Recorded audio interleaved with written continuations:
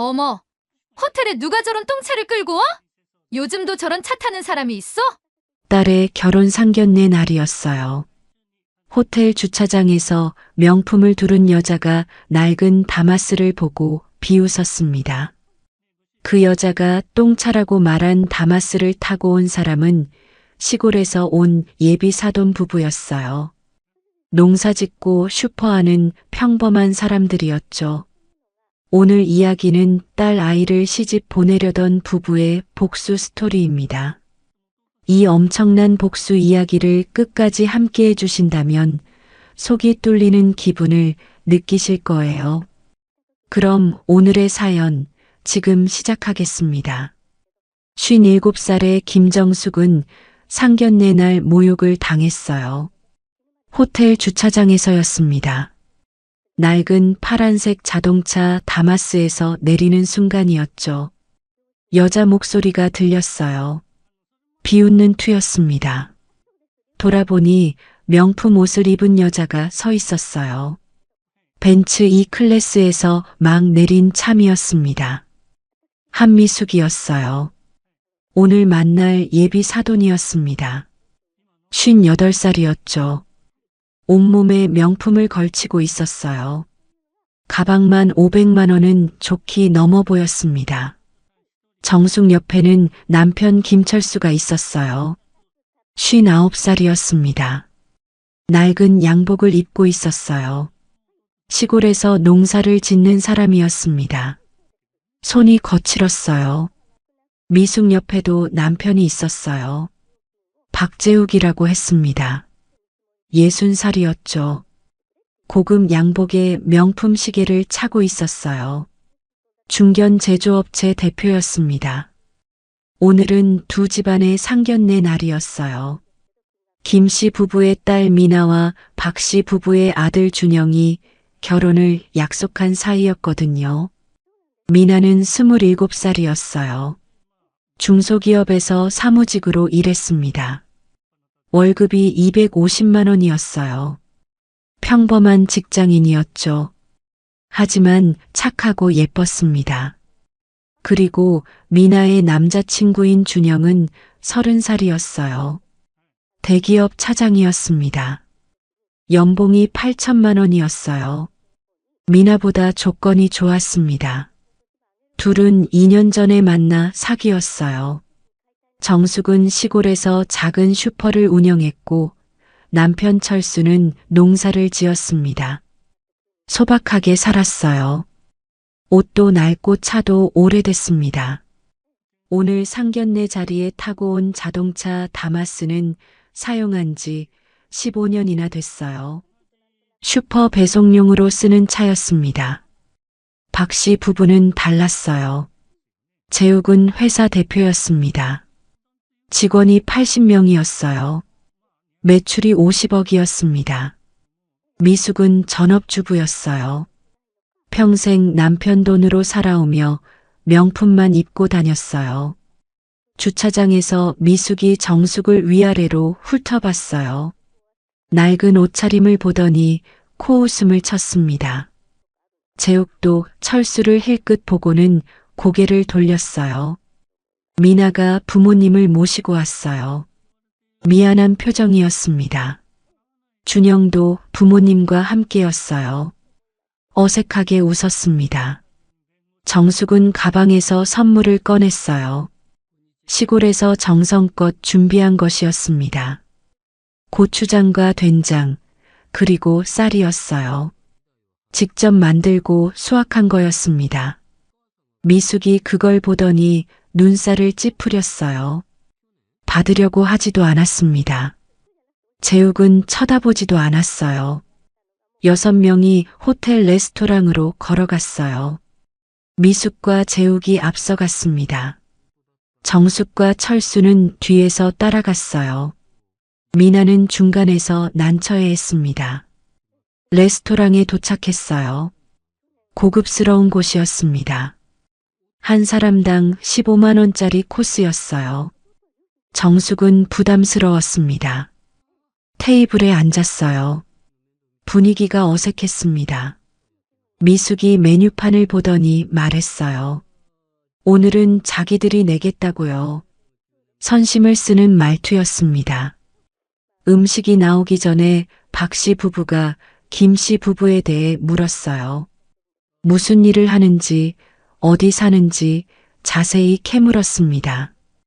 김 씨 부부는 조용히 대답했어요. 시골에서 농사 짓고 슈퍼를 운영한다고요. 박 씨 부부 표정이 굳어졌습니다. 기대했던 대답이 아니었거든요. 미숙과 재욱이 서로 눈빛을 교환했어요. 실망한 얼굴이었습니다. 말은 하지 않았지만 분위기로 느껴졌어요. 마음에 들지 않는다는 게요. 정숙은 그걸 다 봤어요.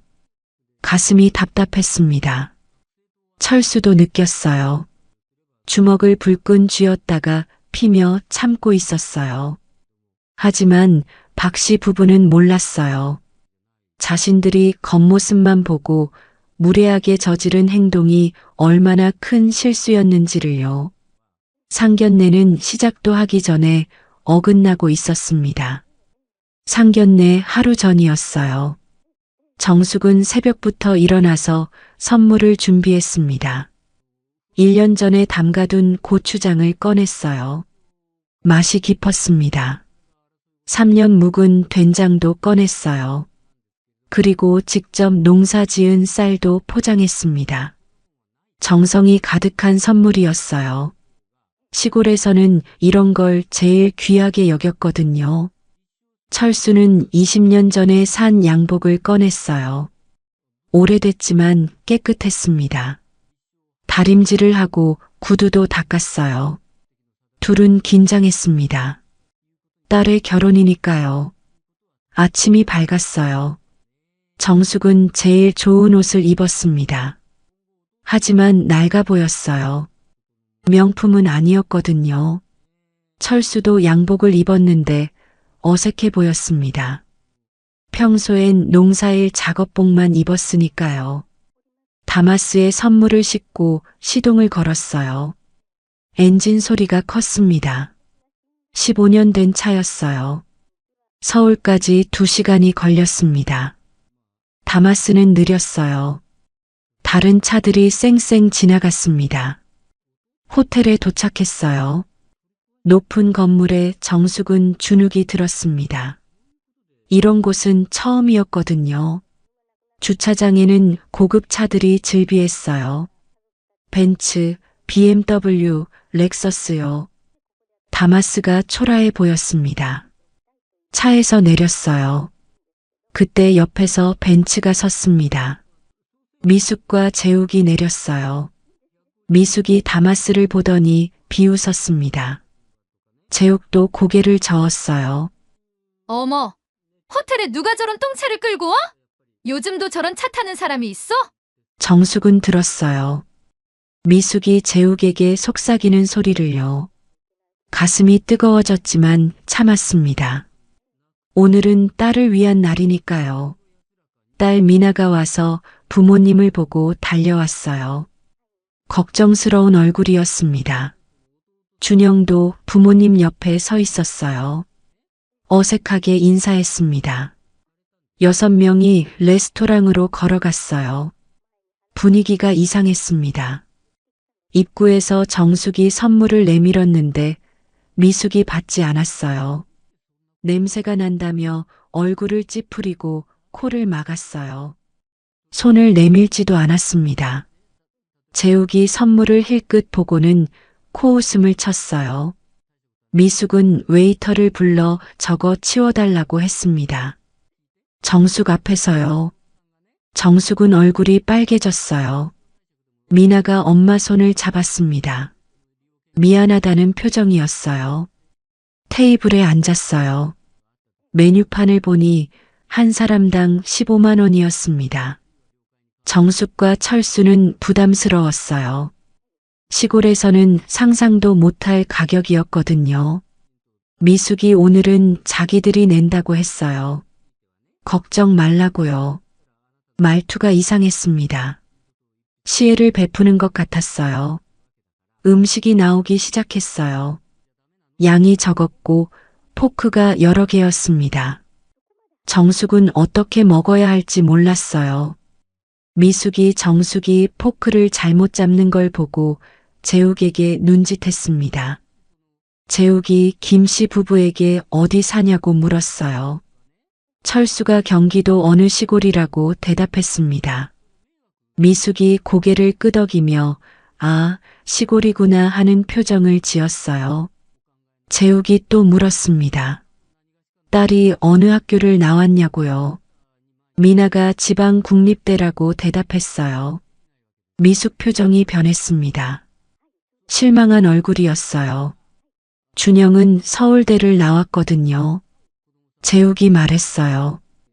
요즘은 학벌이 중요하진 않지만 그래도 서울대하고는 좀 차이가 나죠. 정숙은 참았어요. 딸을 깎아내리는 말이었습니다. 철수도 주먹을 쥐었어요. 식사가 계속됐지만 대화가 없었습니다. 어색한 침묵만 흘렀어요. 디저트가 나왔을 때 미숙이 입을 열었습니다. 솔직히 말씀드릴게요. 우리 집안하고 좀 격이 안 맞는 것 같아요. 공기가 얼어붙었어요. 미나 얼굴이 하얗게 질렸습니다. 재욱이 거들었어요. 제 말이 그 말이에요. 우리는 회사도 하고 서울에 살고 집안 수준이 다르잖아요. 미숙이 덧붙였습니다. 시골에서 농사 짓고 슈퍼 하시는 분들이랑은 어울리기 힘들 것 같아요. 철수가 환한 얼굴로 일어섰어요.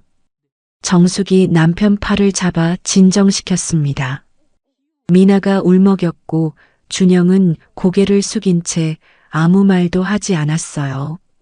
정숙이 조용히 말했습니다. 알겠습니다. 실례했습니다. 세 사람이 레스토랑을 나와 주차장으로 걸어갔어요. 아무도 말이 없었습니다. 다마스에 타서 시동을 걸었어요. 미나가 뒷자리에서 울고 있었습니다. 정숙도 눈물이 났지만 참았어요. 철수는 핸들을 꽉 쥐고 이를 악물고 있었습니다. 집으로 돌아가는 2시간이 고통스러웠어요. 미나가 말했어요.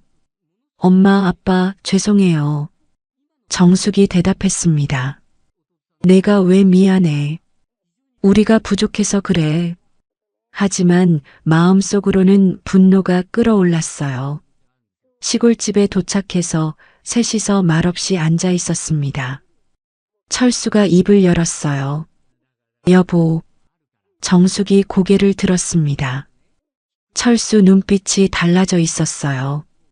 이제 보여줄 때가 된 것 같소? 정숙이 고개를 끄덕였습니다. 동의했어요. 하지만 아직은 아니었습니다. 때를 기다려야 했어요. 상견례가 끝나고 사흘이 지났어요. 미나는 회사에서 일하고 있었습니다. 집중이 안 됐어요. 상견례 날 일이 자꾸 떠올랐거든요. 휴대폰이 울렸어요. 모르는 번호였지만 전화를 받았어요. 한미숙이었습니다. 목소리가 다정했어요. 겉으로만요. 미나의 부모님 몰래 둘이서만 한번 만날 수 있냐고 물었습니다. 미나는 거절하고 싶었어요. 하지만 미숙이 말했습니다. 준영이 문제니까 꼭 만나야 한다고요. 미나는 어쩔 수 없이 알겠다고 했어요. 다음 날 퇴근 후였어요. 강남 카페에서 만나기로 했습니다. 미나가 먼저 도착했어요. 긴장됐습니다. 미숙이 왔어요.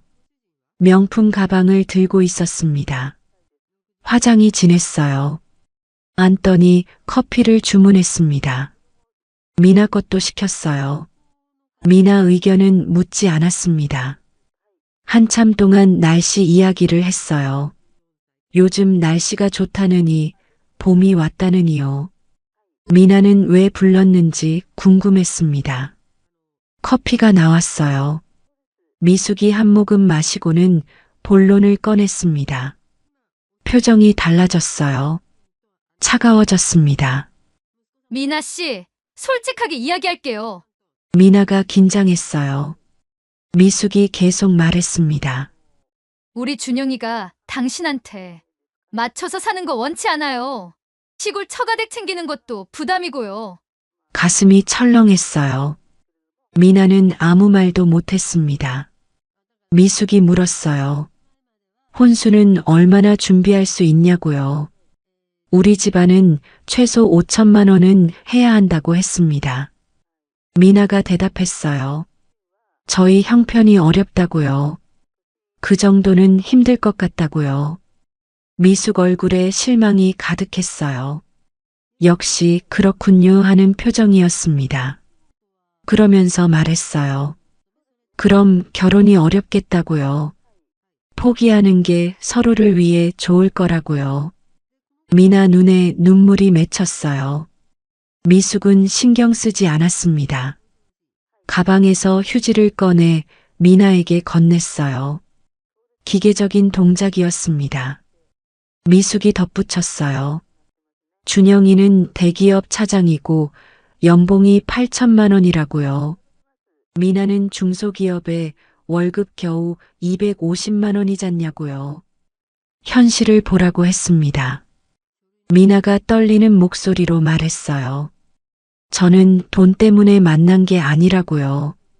준영 오빠를 사랑한다고요. 미숙이 웃었어요. 냉소였습니다. 사랑만으로 결혼하냐고요. 집안끼리 하는 게 결혼이라고요. 당신네 부모 보니까 수준이 뻔하다고 했습니다. 미나는 더 이상 참을 수 없었어요. 일어났습니다. 미숙이 말했어요. 생각 잘해보라고요. 준영이한테 상처 주지 말고 깨끗하게 정리하라고요. 카페를 나왔어요. 미나는 길거리에서 울었습니다. 사람들이 쳐다봤지만 신경 쓰지 않았어요. 집에 돌아왔어요. 엄마에게 전화할까 하다가 관뒀습니다. 걱정하실 게 뻔했어요. 혼자 삭히기로 했습니다. 같은 시각 박 씨 집에서는 다른 일이 벌어지고 있었어요. 재욱이 아들 준영을 불렀습니다. 서재로 들어오라고 했어요. 준영이 들어갔어요. 아버지 표정이 심각했습니다. 앉으라고 했어요. 재욱이 말했어요. 김씨 집안과 결혼은 안 된다고요. 너무 수준이 안 맞는다고요. 시골에서 농사 짓는 사람들이랑 사돈하면 창피하다고 했습니다. 준영이 반박했어요. 미나는 좋은 사람이라고요. 성격도 좋고 자기를 아껴준다고요. 재욱이 목소리를 높였어요. 그게 중요한 게 아니라고요. 결혼은 신분에 맞게 해야 한다고요. 시골 처가 때문에 평생 고생할 거냐고 물었습니다. 준영이 말했어요. 아버지는 옛날 사람이라고요. 요즘은 그런 거 안 따진다고요. 재욱이 화를 냈어요. 정신 차리라고요. 장인어른이 농사꾼이면 나중에 돈 달라고 할 거라고요. 회사 운영하는 우리한테 손 벌릴 게 뻔하다고 했습니다. 준영은 아무 말도 못했어요.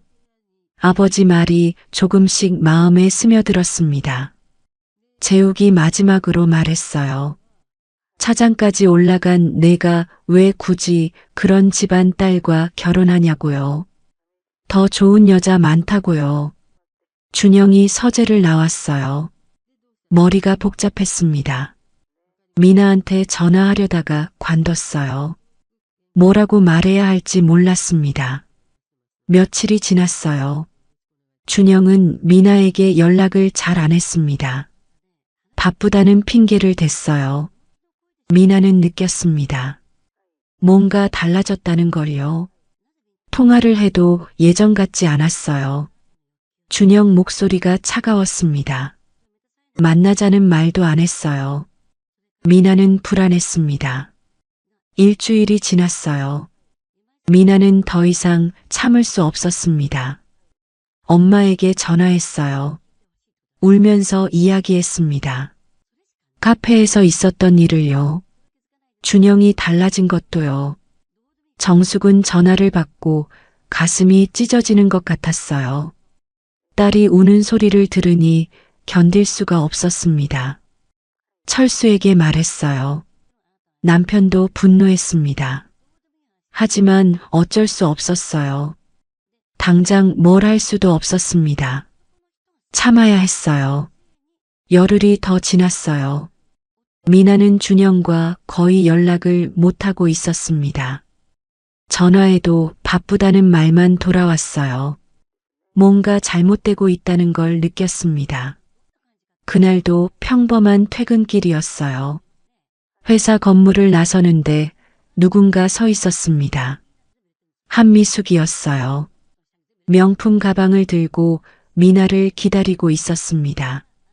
미나는 순간 피하고 싶었어요. 하지만 미숙이 먼저 다가왔습니다. 마침 근처에 왔다며 같이 차 한잔하자고 했어요. 거절할 틈을 주지 않았습니다. 근처 카페로 끌려가듯 갔어요. 미숙은 커피를 시키고는 가방에서 사진 한 장을 꺼냈습니다. 준영이 모르는 여자와 찍은 사진이었어요. 맞선 사진이에요. 의사 딸이고 집안도 괜찮고. 미나는 손이 떨렸어요. 미숙이 덧붙였습니다. 준영이가 처음엔 싫어했는데 만나보니까 괜찮다고 하더래요. 거짓말인지 진짜인지 알 수 없었습니다. 미나 씨, 이제 그만하고 정리할 때가 된 것 같아요. 미숙은 휴지를 미나 앞으로 밀었어요. 눈물을 닦으라는 뜻이었습니다. 마치 이미 정해진 일인 것처럼 말했어요. 그러더니 본격적으로 말문을 열었습니다. 솔직히 걱정이 된다고요. 미나네 부모님이 나중에 자기네한테 기댈까 봐요. 시골에서 농사 짓고 슈퍼 하시는데 늙으면 당연히 자식한테 손 벌릴 거 아니냐고요. 미나는 절대 그렇지 않다고 말하려 했어요. 우리 부모님은 평생 자식한테 짐 안 되려고 사신 분들이라고요. 하지만 미숙은 듣지 않았습니다. 그럼 왜 제대로 된 직업도 없이 그렇게 사세요? 우리 집은 회사 운영하는데. 학벌 이야기도 나왔어요. 미나는 지방대고 준영이는 서울대라는 거요. 연봉 차이도 언급했습니다. 미나는 3천만 원, 준영이는 8천만 원이라고요. 거의 3배 차이라고 했어요. 이게 같은 급이에요? 솔직히 우리 준영이가 왜 굳이. 미나는 더 이상 듣고 싶지 않았어요. 자리에서 일어났습니다. 미숙이 손목을 잡으려 했지만 뿌리쳤어요. 카페를 나와 한참을 걸었습니다. 사람들 눈에 안 띄는 골목에 들어가서야 울음이 터졌어요. 며칠 후였어요. 이번엔 박재욱이 직접 나섰습니다. 저녁 시간이었어요. 김철수는 슈퍼에서 장사를 하고 있었습니다. 휴대폰이 울렸어요. 모르는 번호였지만 받았습니다. 장인어른이십니까? 박재욱이었어요. 인사도 없이 바로 본론으로 들어갔습니다. 우리 애들 결혼 말인데요. 다시 생각해봐야 할 것 같습니다. 철수는 전화기를 꽉 쥐었어요. 재욱이 계속 말했습니다.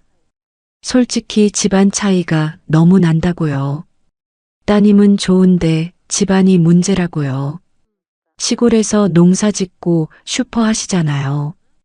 저희는 회사도 하고 서울에 집도 있고 수준이 좀 다르지 않습니까? 철수는 평생 이렇게 무시당해 본 적이 없었어요. 목소리가 떨렸습니다. 재욱은 아랑곳하지 않고 말을 이었어요. 따님한테 잘 말씀하세요. 우리 아들 이제 놔주시라고. 서로 힘들기 전에. 전화가 끊겼어요. 철수는 한참을 멍하니 서 있었습니다. 손이 부들부들 떨렸어요. 정숙이 남편 얼굴을 보고 놀랐어요. 무슨 일이냐고 물었습니다. 철수가 전화 내용을 전했어요. 정숙도 얼굴이 하얗게 질렸습니다. 슈퍼에 손님이 들어왔어요. 두 사람은 억지로 웃으며 손님을 맞았습니다. 하지만 손이 떨려서 거스름 돈을 제대로 주지도 못했어요. 그날 밤 두 사람은 잠을 이루지 못했습니다. 분노와 수치심이 뒤섞였어요. 딸이 당한 일, 자신들이 들은 말이 머릿속을 떠나지 않았습니다. 철수가 어둠 속에서 말했어요. 여보, 이제 더는 못 참겠소. 정숙도 같은 마음이었어요. 하지만 아직은 아니었습니다. 조금만 더 기다려야 했어요. 박 씨 부부가 더 큰 실수를 저지를 때까지요. 조금만 더 참아요. 때가 되면 보여줍시다. 철수가 정숙 손을 잡았어요. 두 사람은 어둠 속에서 복수를 다짐했습니다. 또 일주일이 지났어요. 상견례 후 3주가 된 시점이었습니다. 미나는 이제 준영에게 전화도 잘 못했어요. 전화해봤자 냉랭한 대답만 돌아왔으니까요. 어느 날 오후였어요. 미나 휴대폰에 문자가 쏟아지기 시작했습니다. 한미숙이었어요. 1시간 동안 10통이 넘게 왔어요. 미나 씨, 연락 좀 받아요. 꼭 만나야 해요. 안 만나면 준영이한테 헤어지라고 할 거예요. 마지막 문자가 결정타였어요. 미나는 어쩔 수 없이 만나겠다고 답장했습니다. 이틀 후 주말이었어요. 미숙이 장소를 정했습니다. 강남의 고급 레스토랑이었어요. 한 끼에 10만 원은 하는 곳이었습니다. 미나가 먼저 도착했어요. 레스토랑 분위기가 압도적이었습니다. 주변 사람들은 모두 명품 차림이었어요. 미나는 자기만 초라해 보이는 것 같았습니다. 미숙이 도착했어요. 오늘따라 더 화려하게 차려입었습니다. 자리에 앉자마자 메뉴판을 펼쳤어요. 비싼 코스 요리를 주문했습니다. 미나 의견은 묻지도 않았어요. 음식이 나오기 시작했어요. 미숙은 천천히 먹으며 날씨 이야기, 요즘 유행하는 가방 이야기를 늘어놓았습니다. 미나는 왜 불렀는지 궁금했지만 기다렸어요. 메인 요리가 나왔어요. 미숙이 포크를 내려놓고 가방을 열었습니다. 봉투 하나를 꺼내 미나 앞으로 밀었어요. 두툼했습니다. 5천만 원 들어있어요. 미나는 순간 이해가 안 됐어요. 미숙이 설명했습니다. 준영이랑 헤어져 주면 주겠다고요. 깨끗하게 정리하자고요. 미나 씨 부모님도 농사 지으시느라 힘드시잖아요. 5천만 원이면 도움 되실 거예요. 미나는 봉투를 다시 미숙 쪽으로 밀었어요. 손이 떨렸습니다. 돈 때문에 만난 게 아니라고 말했어요. 준영 오빠를 사랑한다고요. 미숙이 한숨을 쉬었어요. 그러면서 말했습니다. 사랑이요? 미나 씨, 현실 좀 보세요. 우리 아들이랑 당신은 급이 안 맞아요. 우리 집은 회사 운영하는데 당신네는 시골에서 슈퍼 하잖아요. 미나 눈에 눈물이 고였어요. 미숙은 개의치 않고 계속했습니다. 당신은 우리 며느리 자격이 안 돼요. 집안도, 학벌도, 직장도 다 안 맞아요. 제가 왜 이렇게까지 사는 줄 알아요? 우리 준영이 평생 고생시키고 싶지 않아서예요. 레스토랑 안이 조용했어요. 주변 테이블 사람들이 힐끗힐끗 쳐다봤습니다. 미나는 창피했어요. 하지만 더 창피한 건 이 모든 게 자기 때문이라는 생각이었습니다. 저희 부모님은 훌륭한 분들이에요. 미나가 떨리는 목소리로 말했어요. 미숙은 비웃듯 웃었습니다. 훌륭하다고요? 그럼 왜 시골에서 그렇게 사세요? 제대로 번 돈이 있으면 서울에서 살죠. 당신도 중소기업 다니고 집안이 뭔가 부족하니까 그런 거 아니에요? 미나는 더 이상 참을 수 없었어요. 자리에서 일어났습니다. 죄송하지만 못 받아요. 전준영 오빠 포기 안 해요. 레스토랑을 나왔어요. 하지만 밖에 나오자마자 주저앉았습니다. 눈물이 쏟아졌어요. 지나가는 사람들이 쳐다봤지만 신경 쓸 여력이 없었습니다. 한참을 울고 나서야 정신을 차렸어요. 집에 가야 했습니다. 하지만 부모님한테는 말하고 싶지 않았어요. 또 상처받으실 게 뻔했으니까요. 그날 밤 미나는 혼자 결심했어요. 끝까지 버텨보기로요. 준영 오빠를 설득해보기로요. 부모님 욕을 들어도 사랑으로 이겨내보기로요. 하지만 현실은 냉혹했습니다. 다음날 준영에게 전화를 걸었는데 받지 않았어요. 문자를 보냈지만 답이 없었습니다. 준영은 이미 마음을 정한 것 같았어요. 며칠이 지났어요. 미나는 회사에서도 집중을 못했습니다. 실수가 잦아졌어요. 상사한테 주의를 받았습니다. 주말이 됐어요. 미나는 결국 엄마한테 전화했습니다. 울면서 모든 걸 이야기했어요. 5천만 원 제안도, 며느리 자격 없다는 말도요. 정숙은 전화를 받고 눈물이 났어요. 딸이 이렇게 고생하는데 아무것도 해줄 수 없다는 게 괴로웠습니다. 철수에게 말했어요. 철수는 주먹으로 벽을 쳤어요. 벽에 금이 갔습니다. 손에서 피가 났지만 아프지 않았어요. 분노만 가득했습니다. 두 사람의 인내심에는 한계가 보였습니다. 이제 곧 폭발할 것 같았어요. 그로부터 약 일주일이 지났어요. 박재욱은 회사에서 중요한 프로젝트를 준비하고 있었습니다. 경기도 외곽 지역 재개발 사업 입찰이었어요. 성공하면 회사가 한 단계 도약할 수 있는 기회였습니다. 입찰 전에 현장을 둘러봐야 했어요. 그 지역 담당자들과도 미팅이 잡혀 있었습니다. 재욱은 혼자 갈 생각이었어요. 원래 부인이 동행할 이유가 없었으니까요. 하지만 미숙이 따라가겠다고 했어요. 재욱이 의아해했습니다. 왜 갑자기요? 미숙이 웃으며 대답했어요. 그 동네가 어디라고 했죠? 김 씨네가 사는 곳 아니에요? 재욱이 서류를 확인했어요. 맞았습니다. 김 씨 부부가 사는 곳이었어요. 미숙이 말했습니다. 그럼 인사라도 해야죠. 사돈인데. 겉으로는 예의 바른 말이었어요. 하지만 속마음은 달랐습니다. 미숙은 김 씨 부부에게 마지막으로 본때를 보여주고 싶었어요. 회사 일로 그 동네를 방문한다는 걸 과시하고 싶었습니다. 며칠 후 금요일 오전이었어요. 두 사람은 벤츠를 타고 출발했습니다. 고속도로를 달려 2시간쯤 걸렸어요. 시골 마을이 나타났습니다. 재욱은 현장을 먼저 둘러봤어요. 넓은 땅이었습니다. 개발 가치가 충분해 보였어요. 만족스러웠습니다. 점심때가 됐어요. 지역 담당자들과 식사 약속이 있었습니다.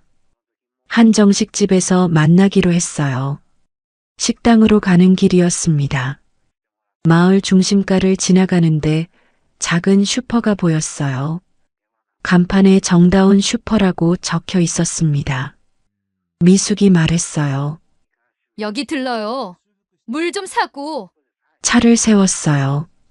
슈퍼 앞에 낡은 다마스가 서 있었습니다. 파란색이었어요. 미숙이 웃었습니다. 어머, 이거 그 차 아니에요? 슈퍼 안으로 들어갔어요. 김정숙이 계산대에 앉아 있었습니다. 깜짝 놀랐어요. 재욱과 미숙을 보고 얼어붙었습니다. 미숙이 환하게 웃으며 말했어요. 어머, 사돈 어른! 여기서 뵙네요. 저희 근처에 일이 있어서 왔어요. 정숙은 어색하게 인사했어요. 미숙이 물 한 병을 집어들었습니다. 1,000원짜리였어요. 계산하면서 슈퍼 안을 둘러봤습니다. 낡은 진열대, 오래된 냉장고를 보며 혀를 찼어요. 재욱이 말했어요.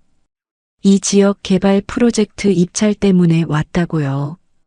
회사 사업이 잘 되면 이 동네가 완전히 바뀔 거라고 했습니다. 으스대는 투였어요. 정숙은 아무 말도 하지 않았어요. 미숙이 시계를 보더니 말했습니다. 아, 우리 점심 약속 시간이 다 됐네.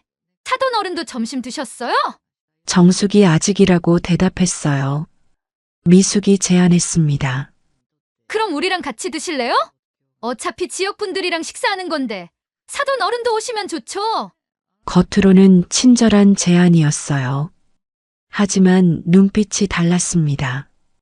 정숙은 거절하려 했어요. 하지만 미숙이 계속 권했습니다. 재욱도 가세했어요.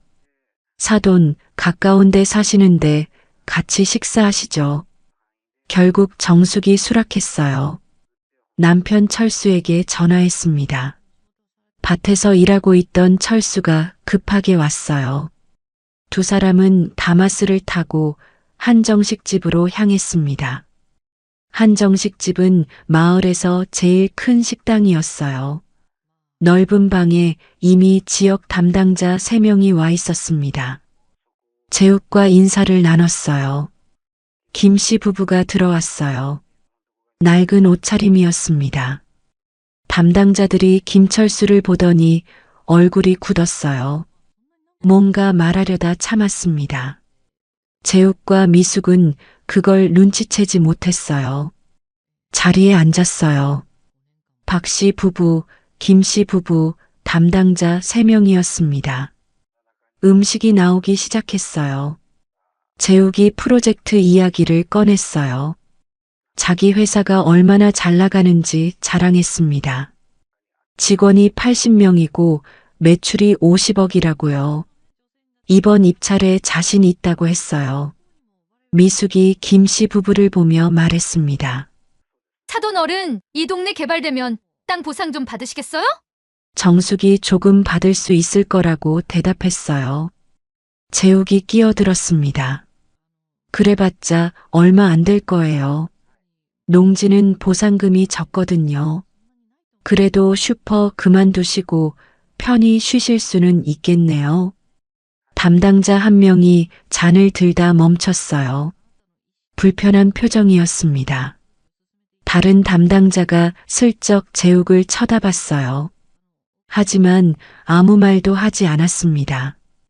미숙이 계속 말했어요. 김씨 부부가 올해 이 동네에서 사셨냐고요. 뭐 좀 아는 게 있냐고 물었습니다. 마치 정보를 얻으려는 것처럼요. 철수가 짧게 대답했어요. 30년 살았다고요.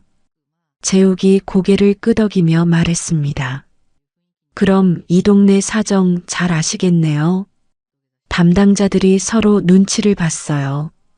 한 명이 입을 열려다 말았습니다. 분위기가 이상했어요. 하지만 재욱과 미숙은 모르고 있었습니다. 식사가 계속됐어요. 미숙이 정숙에게 물었습니다. 따님이 요즘 어떻게 지내냐고요. 준영이랑은 요즘 연락하냐고요. 정숙이 잘 모르겠다고 대답했어요. 미숙이 웃으며 말했습니다. 우리 준영이가 요즘 바빠요. 회사 일도 바쁘죠? 게다가 맞선도 보고 있어서. 칼이 가슴을 찌르는 것 같았어요. 김씨 부부는 참았습니다. 주먹을 꽉 쥐었어요. 식사가 끝났어요. 재욱이 계산했습니다. 으스대며 카드를 냈어요. 밖으로 나오면서 김씨 부부에게 말했습니다. 사돈, 오늘 즐거웠습니다. 그럼 저희는 서울 가봐야 해서 벤츠를 타고 떠났어요. 김씨 부부는 다마스 앞에 서 있었습니다. 담당자들이 다가왔어요. 한 명이 조심스럽게 말했습니다. 조합장님, 괜찮으십니까? 철수가 고개를 끄덕였어요. 담당자들은 미안하다는 표정을 지었습니다. 뭔가 말하고 싶었지만 차마 하지 못했던 거였어요. 김 씨 부부는 집으로 돌아왔어요. 정숙이 딸에게 전화를 걸었습니다. 오늘 있었던 일을 이야기했어요. 맞선 이야기도 전했습니다. 미나는 전화를 받고 눈물이 났어요. 부모님이 그런 모욕을 당하셨다니요. 더 이상은 안 되겠다고 생각했습니다. 미나는 결심했어요. 준영에게 전화를 걸었습니다.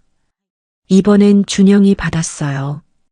오빠, 우리 헤어져요. 준영이 당황했어요. 왜 갑자기요?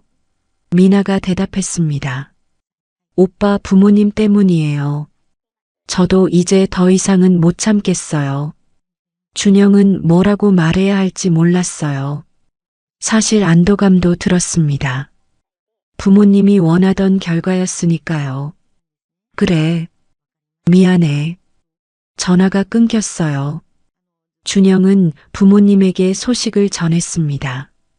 미나가 먼저 헤어지자고 했다고요. 재욱과 미숙은 기뻐했어요. 드디어 끝났다고 생각했습니다. 미숙이 와인을 꺼내 건배했어요. 드디어 나가 떨어졌네. 하지만 그들은 몰랐어요.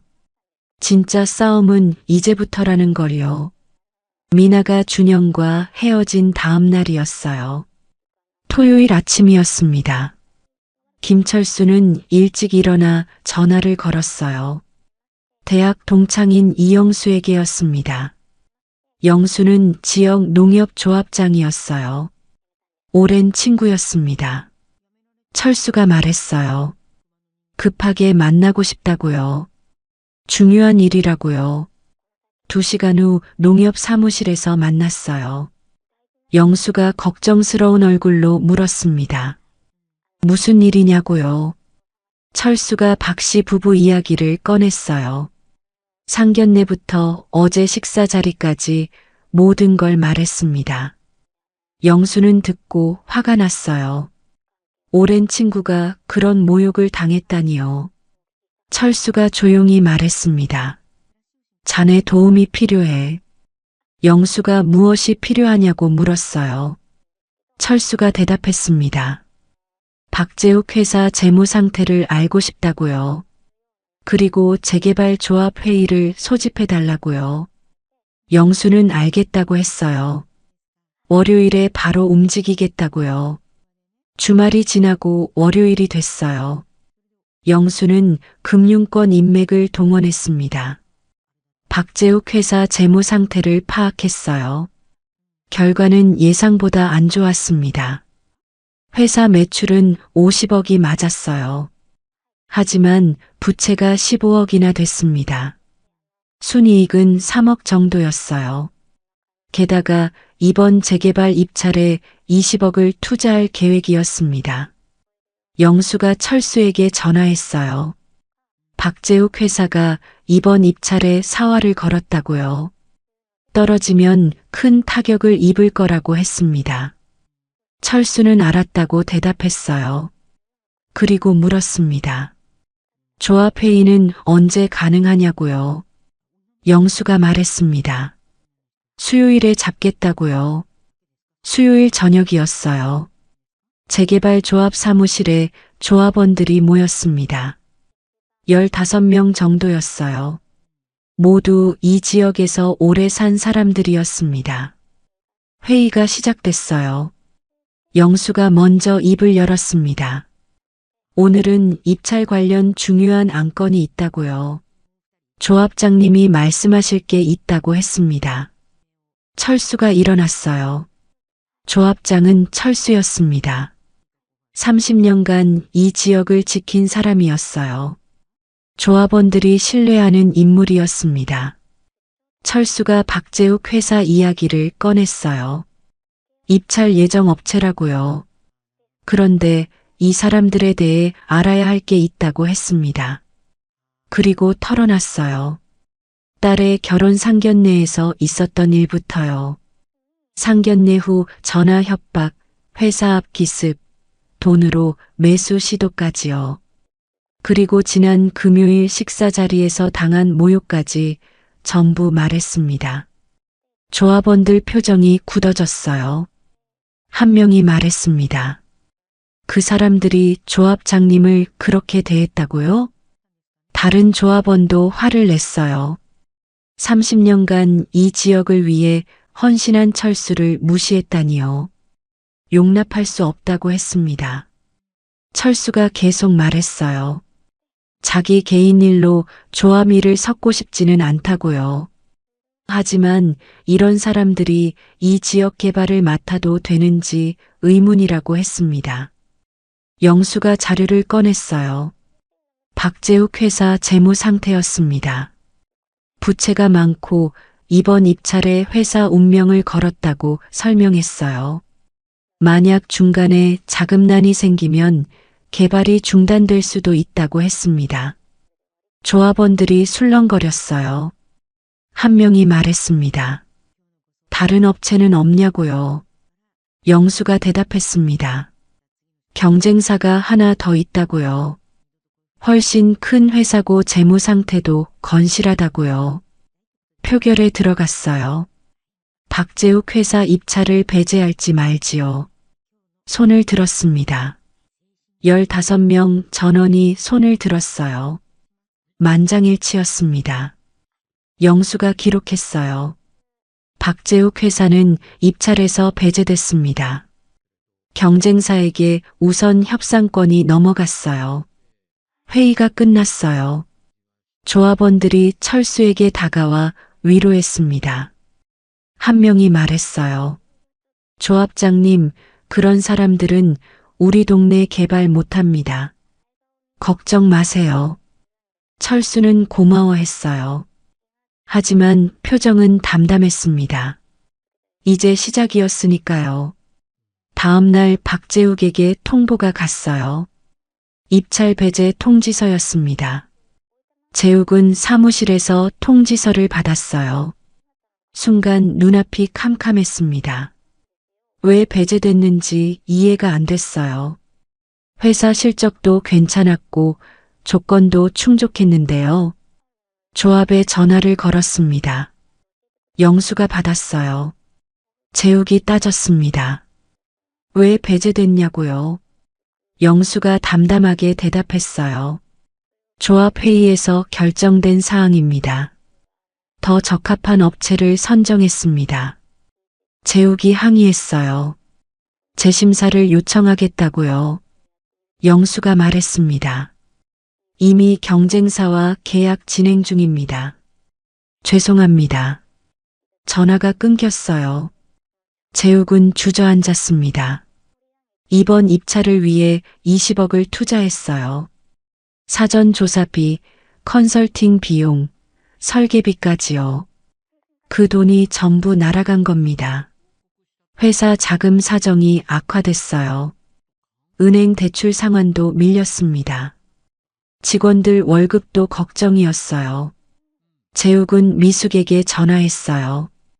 큰일 났다고요. 당분간 돈 쓰지 말라고요. 미숙은 왜 그러냐고 물었습니다. 입찰 떨어졌어. 20억 날렸어. 미숙도 충격을 받았어요. 20억이 어떻게 날아갔냐고 물었습니다. 재욱이 설명했어요. 조합에서 배제시켰다고요. 이유는 모르겠다고요. 미숙이 물었어요. 그 동네 조합장이 누구냐고요. 재욱이 서류를 뒤졌습니다. 이름을 확인했어요. 김철수라고 나와 있네. 순간 침묵이 흘렀어요. 미숙이 떨리는 목소리로 말했습니다. 그거 우리 사돈 이름 아니에요? 재욱도 그제야 깨달았어요. 지난 금요일 식사 자리에 있던 그 사람이요. 담당자들이 이상하게 눈치를 보던 이유가요. 김철수가 조합장이었던 겁니다. 그리고 자신들은 그 앞에서 모욕을 퍼부었어요.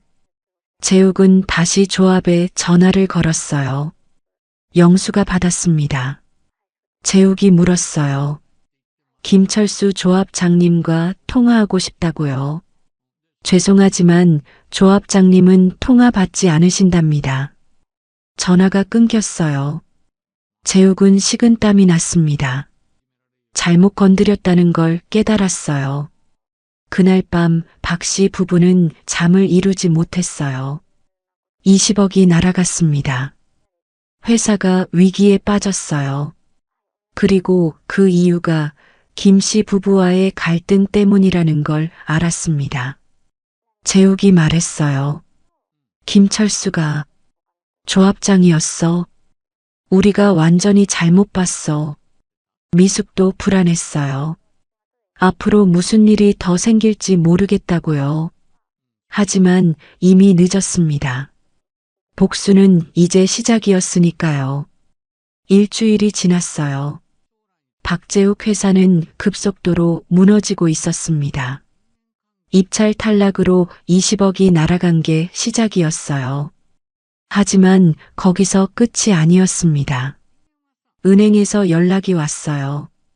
대출 갱신이 어렵다는 통보였습니다. 재욱은 농협지점장에게 전화했어요. 왜 갑자기 이러냐고 물었습니다. 지점장이 난처하게 대답했어요. 본부 지침입니다. 죄송합니다. 재욱은 다른 은행에도 알아봤어요. 하지만 어디서도 대출을 받을 수 없었습니다. 김철수의 영향력이었어요. 지역 금융권에서 그는 존경받는 인물이었고 오랜 거래처였습니다.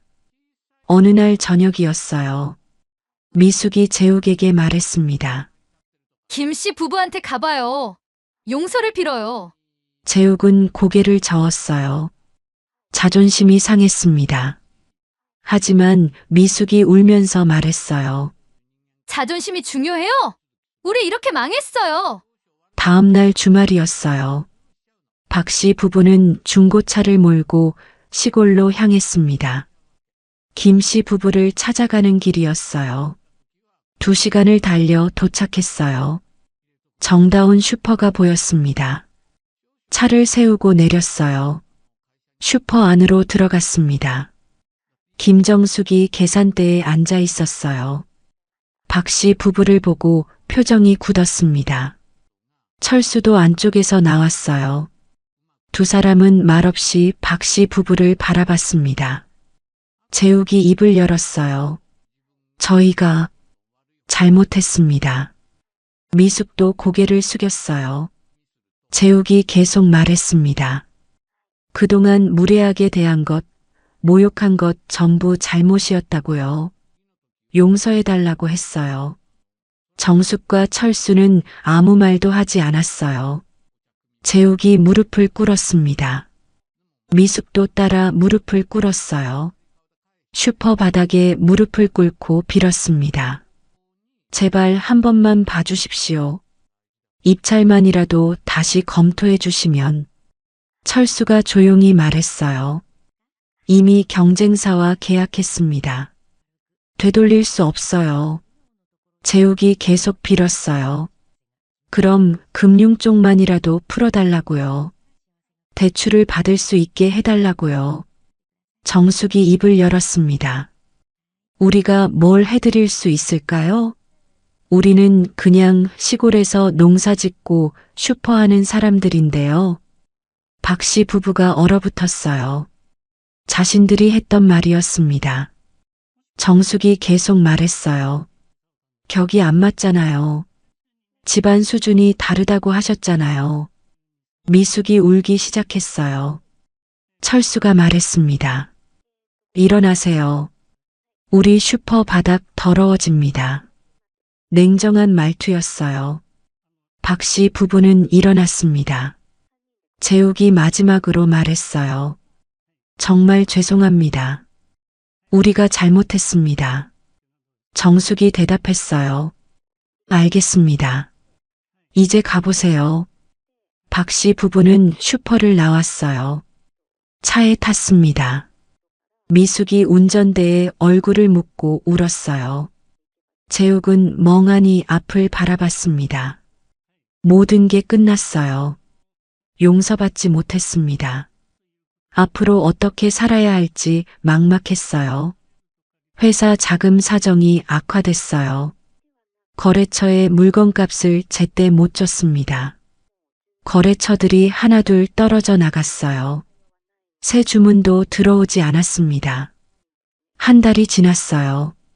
직원 월급을 밀렸습니다. 직원들이 불안해하기 시작했어요. 핵심 인력 몇 명이 사표를 냈습니다. 막을 수 없었어요. 재욱은 매일 투자자를 만났어요. 자금을 구하려 발버둥 쳤습니다. 하지만 아무도 투자하지 않았어요.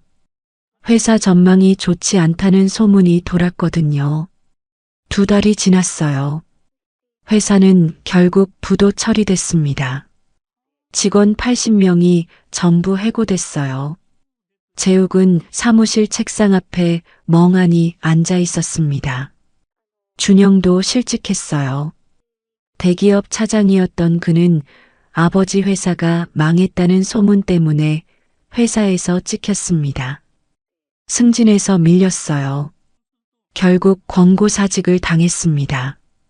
준영은 재취업을 시도했어요. 하지만 쉽지 않았습니다.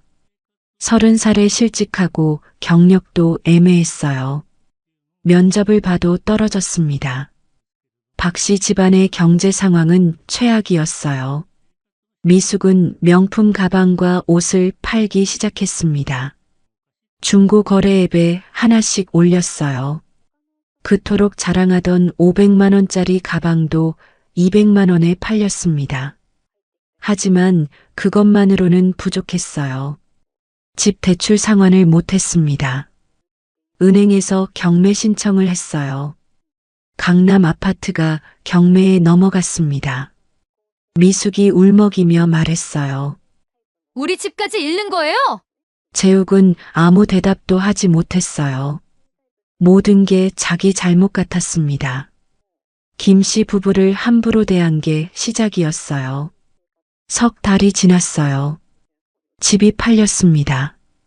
경매로 나가서 시세보다 싸게 팔렸어요. 대출 갚고 나니 손에 남은 건 거의 없었습니다. 박 씨 가족은 작은 전세집으로 이사했어요. 강남이 아니라 경기도 외곽이었습니다. 투룸 아파트였어요. 벤츠도 팔았습니다. 중고차를 샀어요. 재욱은 파산 신청을 했어요. 더 이상 빚을 감당할 수 없었습니다.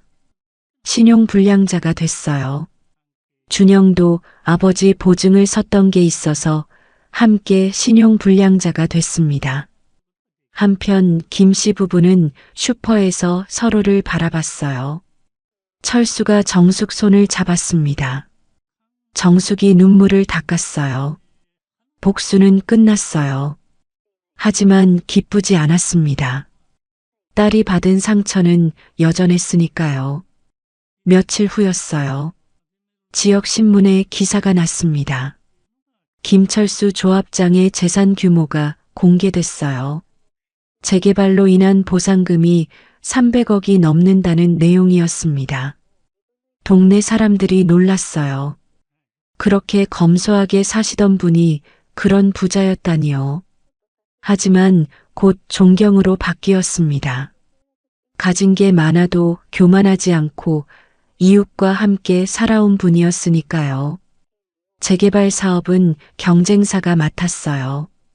대기업이었습니다. 사장 아들이 현장을 시찰하러 왔어요. 젊은 청년이었습니다. 조합장 김철수와 인사를 나눴어요.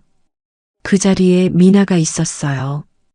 부모님을 뵈러 내려왔다가 우연히 마주쳤습니다. 청년과 눈이 마주쳤어요. 청년이 인사했습니다. 미나도 인사를 받았어요. 이후 그들은 가끔 연락했어요. 재개발 진행 상황을 공유하면서요. 시간이 지나며 가까워졌습니다. 1년이 지났어요. 김 씨 부부는 여전히 다마스를 타고 슈퍼를 운영했습니다. 재개발로 보상금을 받았지만 삶은 바뀌지 않았어요. 여전히 검소했습니다. 다만 달라진 게 있다면 지역 장학재단을 만들었다는 거예요. 어려운 학생들을 도왔습니다. 매년 10명에게 장학금을 줬어요. 미나는 새로운 사랑을 시작했어요. 재개발 대기업 사장 아들과 진지하게 만났습니다. 그는 미나 부모님을 존중했어요. 검소하게 사시는 모습을 배우고 싶다고 했습니다. 박 씨 부부는 어떻게 됐을까요? 재욱은 작은 회사에 취직했어요. 말단 직원이었습니다. 미숙은 마트에서 아르바이트를 했어요. 준영은 여전히 재취업을 못하고 있었습니다. 가끔 미숙이 말했어요. 그때 김 씨 부부를 잘 대했으면 어땠을까요? 재욱은 대답하지 못했습니다. 후회만 남았어요. 겉모습으로 사람을 판단하면 안 됩니다. 낡은 차를 타고 낡은 옷을 입었다고 무시하면 큰 코 다쳐요. 진짜 부자는 조용하고 검소합니다. 오히려 과시하는 사람이 속은 비어 있을 때가 많아요. 결혼은 두 사람이 하는 거지만 가족의 축복도 중요합니다. 상대 부모님을 무시하고 모욕하면 언젠가 그 대가를 치르게 됩니다. 사람은 존중받아야 하고 특히 나이 드신 분들은 더욱 그래요. 돈과 학벌로 사람을 평가하지 마세요. 진짜 중요한 건 인품입니다. 김 씨 부부는 300억이 넘는 자산가였지만 여전히 시골에서 슈퍼를 하며 검소하게 살아요. 이게 진짜 부자의 모습입니다. 오늘 이야기 어떠셨나요? 여러분의 소중한 시간을 함께 해주셔서 정말 고맙습니다. 구독과 좋아요는 더 좋은 이야기를 만드는 큰 힘이 됩니다. 다음에도 더 많은 감동과 교훈이 담긴 이야기로 찾아뵙겠습니다. 감사합니다.